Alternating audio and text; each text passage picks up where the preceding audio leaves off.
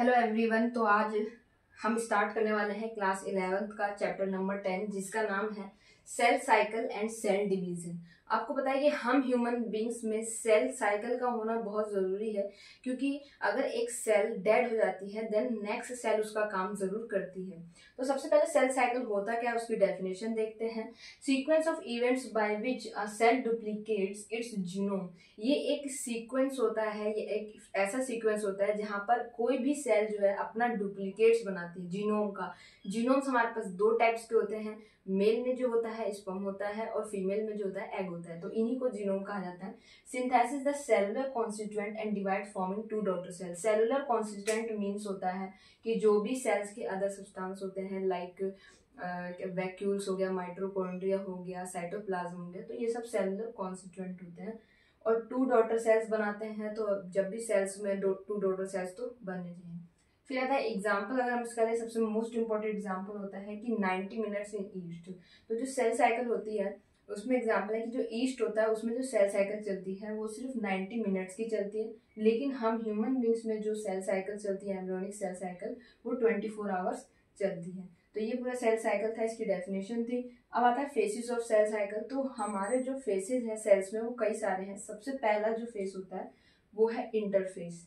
Interface क्या होता है? एक ऐसा फेस होता है, इसको हम रेस्टिंग और प्रिपरेटरी फेस ही बोलते हैं। रेस्टिंग फेस इसलिए बोलते हैं क्योंकि यहाँ पर जो क्रोमोसोम है इन सबका डिवीजन नहीं होता, बट अदर सब्सटेंस जो है वो प्रिपेयर हो रहे होते हैं, अपने आप को प्रिपेयर कर रहे होते हैं कि आप आगे हमको डिवीजन करना है।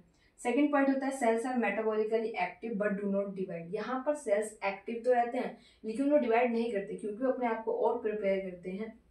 थर्ड पॉइंट होता है last for more than 95% of cell cycle duration. और ये क्या करते हैं 95% जो सेल का काम होता है वो इसी फेस में हो जाता है, तो बाकी जो 5% है वो आगे फेस में होता है। तो ये हमारे तो कुछ सीक्वेंस थे। अब हम नेक्स्ट फेस पे बढ़ते हैं। तो अब हमारे पास जो है कुछ फेसेस होते हैं जिसमें कि सबसे पहला फेस जो होता है वो है G1 face, and second face होता है S face, and third phase होता है G2 फेस। इन तीन फेस की बात हम नेक्स्ट में बात करेंगे, पहले हम इसकी बात करते हैं।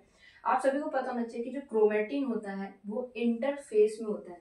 याद रखना है कि क्रोमोसोम जो है इंटरफेस में नहीं होता है, क्रोमेटिन होता है। क्रोमेटिन जो है मतलब जो आपका जो डीएनए होगा, जो मटेरियल होता है जेनेटिक मटेरियल, वो कुछ इस तरीके से जो है फैला रहता है, मतलब कुछ जो है ये क्रोमेटिन की फॉर्म में पाया जाता है इंटरफेस में। अब ये क्या होता है, कंडेंसेशन होना शुरू होता है जब इसका कंडेंस होता है। कंडेंस मतलब होता है सिकुड़ना। अब ये कंडेंस होता है तो किसमें बदलता है? क्रोमोसोम में। अभी क्रोमोसोम में कहां पर बदलता है? एम फेस में।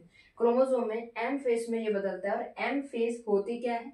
Face of actual cell division less than 5% of cell cycle duration. मैंने आपको बताया था कि जो इंटरफेस है उसमें 95% सेल साइकिल हो जाती है, बचा 5% कहाँ पर होती है? एम फेस में होती है, जहां पर एक्चुअल सेल डिवाइड करती है। इंटरफेस में तो सेल प्रिपेयर कर रही थी अपने आप को, लेकिन जो एम फेस होता है उसमें सेल एक्चुअली डिवाइड कर रही होती है।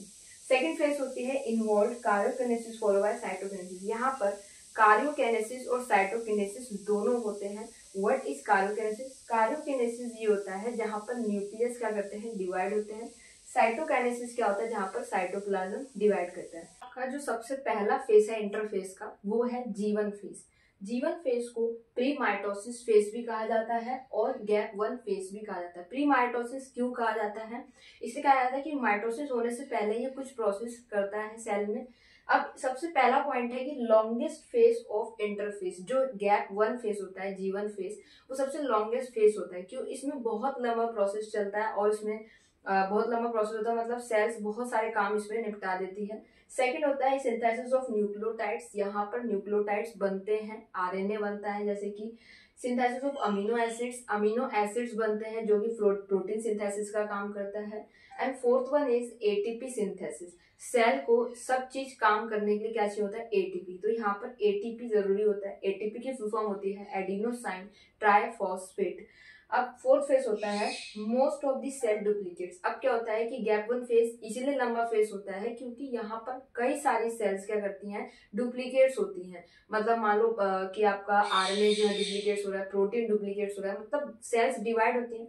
सेल डिवाइड होती है तो इसलिए दोनों दो सेल्स जब डिवाइड हो जाती है तो दोनों के अलग अलग मटेरियल बनना चाहिए, तो इसीलिए ये लॉन्गेस्ट फेस होता है।